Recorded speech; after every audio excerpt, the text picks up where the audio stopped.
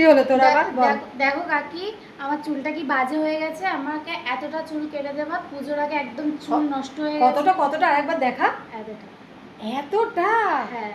তোমরা তো দেখলে কতটা কাটতে বললো, কিন্তু আমি অতটা কাটিনি। আর সত্যি কথা বলতে জানো তো, চুল বড় দেখলে জানি আমার চুল ছোট করতে ভালোই লাগে না, আমার খুব ভালো লাগে বড় চুল। তো আমি আমার মতন করে কেটে দিয়েছি।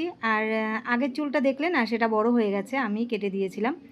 তো বলল যে আমি অনেকটা ছোট করব। আসলে ওরা স্কুলে পড়ে তো চুলটা অত সামলাতে পারে না, এই কারণে ওরা ছোট করতে যায়। আর আমার কাছে সত্যি কথা বলতে চুল কাটতে আসলে সবাই বড় বড় চুল নিয়েই আসে, আমার খুব কষ্ট হয় জানো না। তো চুল কাটাটা কেমন হয়েছে, ভালো লাগলে অবশ্যই একটা লাইক কমেন্ট করবে। আর তোমাদের একটা লাইক কমেন্ট দেখলে না সত্যি আমার মন ভরে যায়, ভালো লাগে। যাই হোক, দেখো আবার সামনে বলে একটু লক্স কেটে দাও।